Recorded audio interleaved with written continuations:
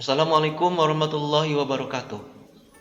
Kita bertemu kembali pada pembelajaran online statistika. Pada pembelajaran kali ini kita masih membahas tentang populasi dan sampel. Materinya adalah teknik sampling. Video ini merupakan lanjutan dari video yang pertama yang membahas tentang ukuran sampel.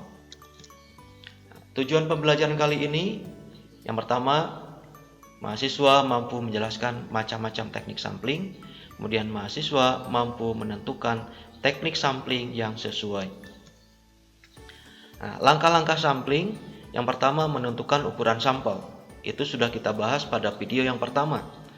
Nah, pada video yang kedua kita akan lanjut ke langkah yang kedua, yaitu menentukan teknik sampling yang akan digunakan dalam penelitian. Apa itu populasi? Populasi dalam statistika merujuk kepada sekumpulan individu dengan karakteristik khas yang menjadi perhatian dalam suatu penelitian atau pengamatan. Dalam arti lain, populasi itu adalah sekumpulan subjek penelitian. Kemudian apa itu sampel? Sampel adalah bagian kecil dari anggota populasi yang diambil menurut prosedur tertentu sehingga dapat mewakili populasinya. Nah, jadi sampel itu adalah bagian dari populasi yang diambil dengan cara-cara tertentu sehingga sampel ini bisa mewakili populasi. Apa yang dipelajari dari sampel? Itu kesimpulannya bisa digeneralisasi pada populasi. Oleh karena itu, sampel yang diambil harus betul-betul representatif mewakili populasi. Secara garis besar, teknik sampling dibagi menjadi dua. Yang pertama, probability sampling, yang kedua, non-probability sampling. Apa perbedaan kedua teknik sampling ini? Probability sampling itu memberikan peluang yang sama bagi setiap anggota populasi untuk dipilih menjadi anggota sampel. Jadi, dia memberikan peluang yang sama bagi setiap anggota populasi untuk menjadi anggota sampel. Sementara non-probability sampling itu tidak memberi peluang yang sama bagi setiap anggota untuk dipilih menjadi anggota sampel. Dari probability sampling, ini ada simple random sampling, ada proportionate stratified random sampling, ada disproportionate stratified random sampling, kemudian ada cluster sampling. Jangan bingung dulu, akan kita jelaskan nanti di depan. Sementara dari non-probability sampling, di sini ada sampling sistematis, sampling kuota, sampling incidental, purposive sampling, sampling total, snowball sampling. Baik, kita mulai dengan probability sampling. Yang pertama adalah simple random sampling. Teknik sampling ini dilakukan dengan pengambilan anggota sampel dari populasi, dilakukan secara acak tanpa memperhatikan strata yang ada dalam populasi itu. Kenapa dilakukan secara acak dan tidak memperhatikan strata? Karena anggota populasinya dianggap homogen atau relatif homogen. Karena anggota populasinya itu dianggap sama semuanya, maka tidak perlu lagi memperhatikan strata, tapi cukup ambil saja sampelnya secara acak. Caranya adalah dengan diundi atau dengan memilih daftar bilangan secara acak. Ini ilustrasinya. Populasinya homogen atau relatif homogen. Kemudian diambillah sampel secara acak sehingga diperoleh sampel yang representatif mewakili populasi. Ini yang pertama, simple random sampling. Contoh, seorang kepala sekolah ingin mengetahui bagaimana motivasi belajar siswa kelas 5 di MI Darussalam yang berjumlah 150 orang. Tentukan ukuran sampel dan teknik sampling apa yang sesuai.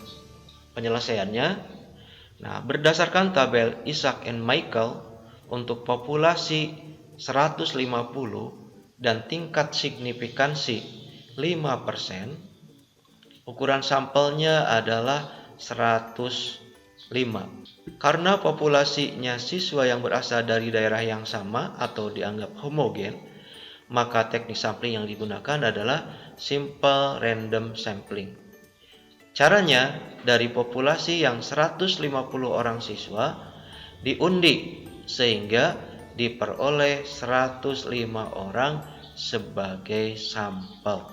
Yang kedua adalah proportionate stratified random sampling, yaitu pengambilan anggota sampel dari populasi dilakukan secara acak dan proporsional dengan memperhatikan strata yang ada dalam populasi tersebut. Jadi kalau simple random sampling itu benar-benar acak tanpa memperhatikan strata, sementara pada teknik sampling ini selain secara acak juga diambil secara proporsional karena populasinya memang memiliki strata atau tidak homogen. Nah, teknik sampling ini dilakukan bila anggota populasi tidak homogen. Artinya, setiap anggota populasi itu ada kelompok-kelompoknya. Jadi tidak bisa disamaratakan semuanya. Dia berstrata secara proporsional. Nah, maksud secara proporsional itu adalah antara satu strata dengan strata yang lain itu jumlahnya itu memang seimbang. Tidak ada yang jumlahnya itu beda secara ekstrim. Artinya dia memiliki jumlah yang antara kelompok 1, kelompok 2, kelompok 3 itu perbedaannya tidak terlalu jauh. Nah, ini ilustrasinya ya. Coba kita lihat. Di sini ada populasi, di mana populasi itu memiliki kelompok yang berbeda-beda. Ini ada kelompok yang pertama, kelompok kedua, kelompok ketiga, kelompok keempat, kelompok kelima. Oleh karena itu, maka populasi ini tidak disebut sebagai populasi yang homogen karena di dalamnya berbeda-beda dan dia berbeda-bedanya berstrata secara proporsional. Artinya jumlah yang satu dengan jumlah yang lain itu tidak ada perbedaan yang terlalu mencolok. Nah, kemudian diambillah secara acak, secara proporsional. Berarti dari kelompok 1 diambil secara proporsional, kelompok 2 diambil secara proporsional, kelompok 3 diambil secara proporsional, kelompok 4 diambil secara proporsional, kelompok 5 pun diambil secara proporsional. Sehingga diperolehlah sampel yang mewakili dari populasi secara proporsional. Ini dari kelompok 1 ada perwakilannya, kelompok 2 ada perwakilannya, kelompok 3 ada perwakilannya, kelompok 4 ada perwakilannya, begitupun dengan kelompok 5 ada perwakilannya. Contoh, Dinas Pendidikan Provinsi Jawa Barat melakukan penelitian untuk mengetahui motivasi 2.000 orang pegawainya yang memiliki latar belakang pendidikan yang berstrata dan proporsional sebagaimana tabel di samping. Nah, di sini ada tabel pegawai Dinas Pendidikan Provinsi Jawa Barat. S3 ada 30 orang, S2 ada 70 orang, S1 ada 800 orang, D3 700 orang, SMA 300 orang, SMP 100 orang, jumlah 2000 orang. Pertanyaannya adalah, hitunglah ukuran sampel pada tingkat signifikansi 5%. Yang kedua, tentukan teknik sampling yang tepat untuk populasi tersebut.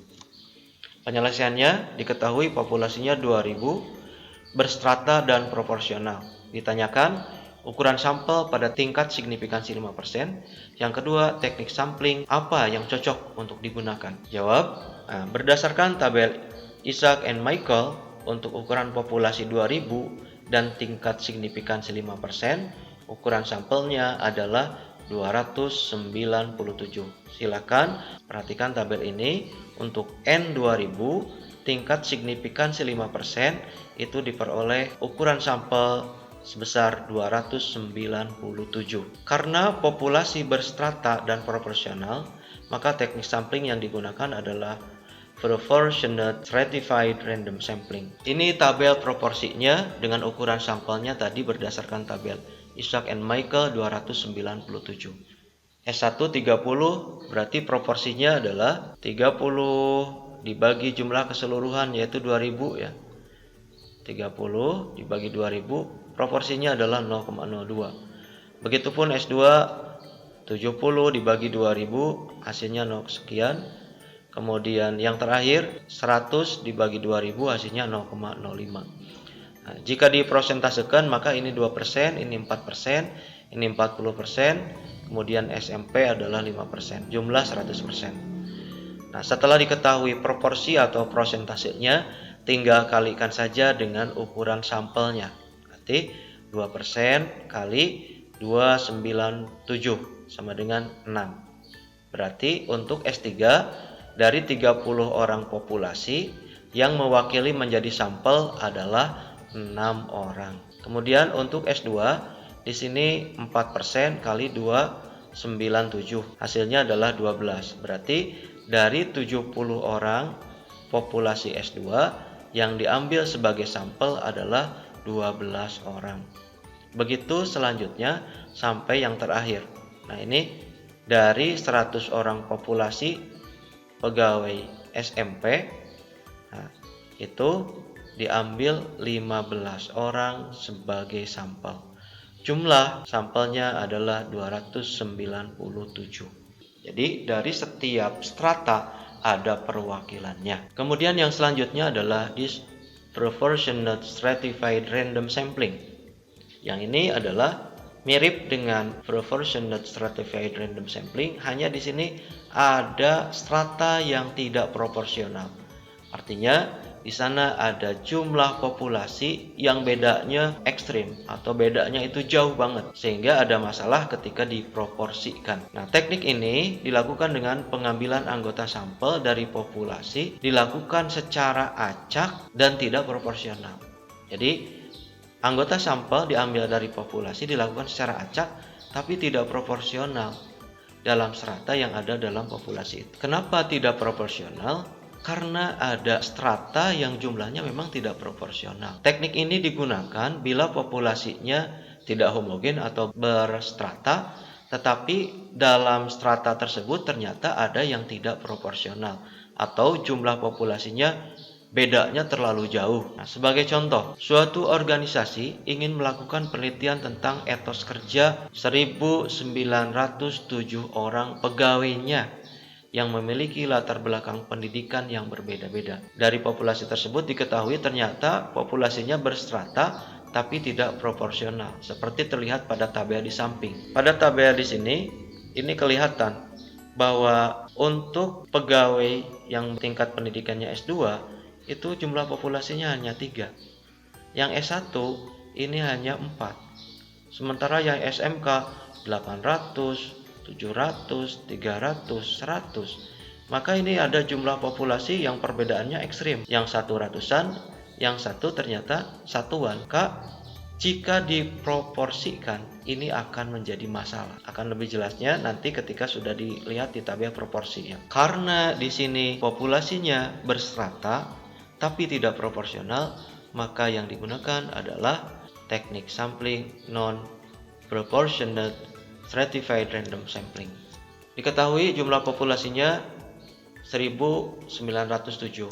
Berapa ukuran sampelnya? Teknik sampling apa yang cocok untuk digunakan dalam penelitian ini? Jawab, berdasarkan tabel Isaac and Michael untuk populasi 1900 dan signifikansi 5%, ukuran sampel yang digunakan adalah 294. Ini saya ambil dari tabel Isaac and Michael. Ini N ya, atau populasi. Ini 1%, ini 5%, dan ini 10%. Nah, berdasarkan tabel ini, jika populasinya 1900, maka untuk tingkat signifikansi 5% diambil 294. Nah, di sini jumlahnya kan 1907, kenapa jadi 1900? Kebetulan di tabel Isaac and Michael tidak ada 1907, yang ada 1900. Maka diambil yang terdekat yaitu 1900. Teknik sampling yang digunakan adalah disproportionate stratified random sampling. Karena ada strata S2 dan strata S1 yang jumlahnya tidak proporsional. Teknik penyampelannya diambil dari setiap strata sesuai dengan proporsinya, kecuali yang tidak proporsional diambil semuanya. Ini tabel proporsinya. Kenapa ini disebut dengan disproportionate atau tidak proporsional? Karena ketika populasi S2 yang berjumlah 3 orang ini kemudian diproporsikan, ternyata hasilnya adalah 0,0. Begitupun yang S1, ketika jumlah populasinya 4 diproporsikan, maka proporsinya menjadi 0,0. Sehingga kalau kita menggunakan teknik sampling proportionate stratified random sampling, maka untuk S1 dan S2 ini tidak akan ada yang mewakili ya. Karena tidak ada yang mewakili, maka yang digunakan adalah teknik sampling disproportionate stratified random sampling.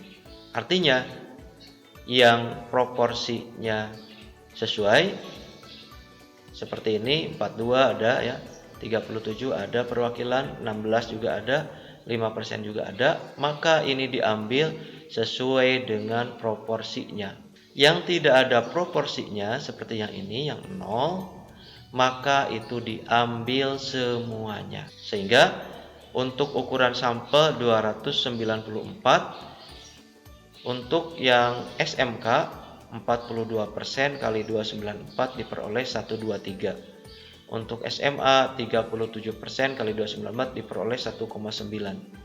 Jadi dari 700 populasi SMA itu yang diambil adalah 109 orang sebagai sampel. Demikian seterusnya sampai yang terakhir.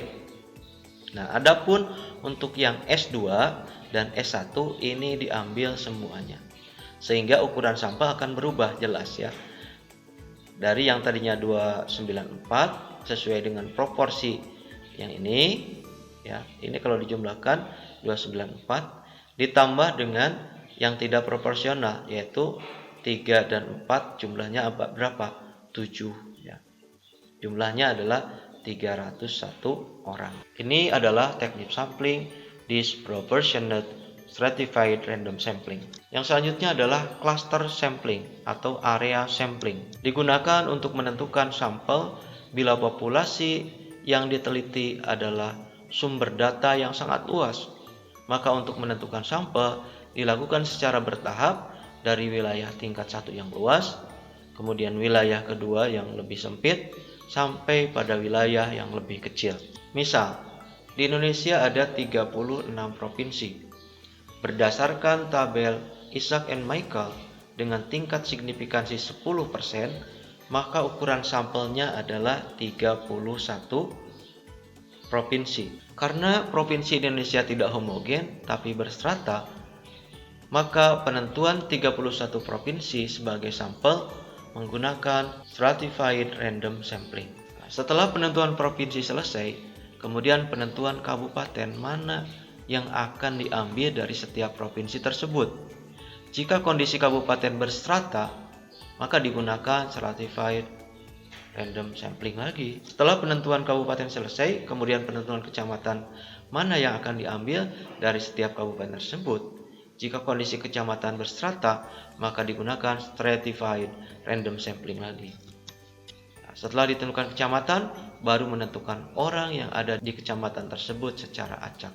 Ini yang disebut dengan cluster sampling atau area sampling. Nah, selesai kita membahas tentang probability sampling. Nah, pada langkah selanjutnya kita akan membahas tentang non-probability sampling atau teknik sampling yang tidak memberi kesempatan yang sama kepada semua anggota populasi untuk menjadi anggota sampel. Yang pertama, sampling sistematis adalah teknik pengambilan sampel berdasarkan urutan dari anggota populasi yang telah diberi nomor urut. Misal, jumlah populasi adalah 100 dan akan diambil sampelnya sebanyak 33. Kemudian setiap anggota populasi diberi nomor urut 1 sampai 100. Sampel diambil dari anggota populasi yang bernomor urut kelipatan 3. Maka sampel tersebut adalah 3, 6, 9, 12, 15, 18, sampai 99. Pengambilan sampel dapat dilakukan dengan kategori tertentu sesuai dengan kebutuhan. Misal, nomor ganjil saja, genap saja, atau kelipatan dari bilangan tertentu. Ini contoh yang tadi ya, populasinya 100, kita membutuhkan sampel sebanyak 33. Maka kita menentukan sampel itu dengan kriterianya kelipatan 3. Maka setiap dari nomor 1 sampai 100 yang merupakan kelipatan 3 itu diambil sebagai sampel. Jadi nanti ada 100 orang dikasih nomor 1 sampai 100. Kemudian setiap kelipatan 3 maka dialah yang diambil sebagai sampel. Maka anggota sampel itu 3, 6, 9, 12 sampai 99. Yang kedua, sampling kuota. Sampling kuota adalah teknik untuk menentukan sampel dari populasi yang mempunyai ciri-ciri tertentu sampai jumlah atau kuota yang diinginkan tercapai. Contoh, akan melakukan penelitian mengenai pendapat masyarakat tentang pelayanan kepada masyarakat dalam urusan izin mendirikan bangunan. Jumlah sampel ditentukan 500 orang. Maka dicarilah 500 orang yang pernah mengurus IMB. Kalau pengumpulan data belum sampai 500, maka penelitian dianggap belum selesai. Sampling insidental adalah teknik penentuan sampel berdasarkan kebetulan. Siapa saja yang secara kebetulan bertemu dengan peneliti dan cocok sebagai sumber data, maka dapat digunakan sebagai sampel. Jadi ini kita jalan-jalan kemana, oh ini kayaknya cocok nih dijadikan sebagai sampel, maka langsung diwawancara. Ini sampling incidental. Kemudian sampling purposive adalah teknik penentuan sampel dengan pertimbangan tertentu. Contoh, penelitian tentang politik di suatu daerah, maka sampel sumber datanya adalah orang yang ahli politik.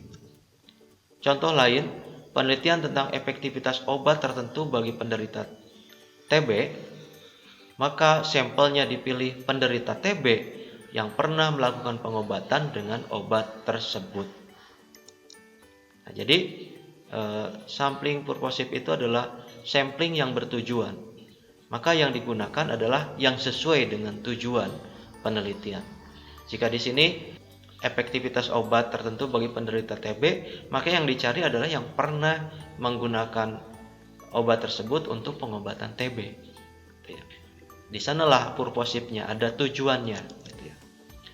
Nah, bisa digunakan dalam penelitian kualitatif. Kemudian selanjutnya adalah sampling total atau sensus. Adalah teknik penentuan sampel bila semua anggota populasi digunakan sebagai sampel. Jadi kalau semua populasi digunakan sebagai sampel, maka itu adalah disebut dengan sampling total. Hal ini bisa dilakukan jika jumlah populasi relatif kecil, kurang dari 30 orang, atau peneliti ingin membuat generalisasi dengan tingkat kesalahan yang kecil.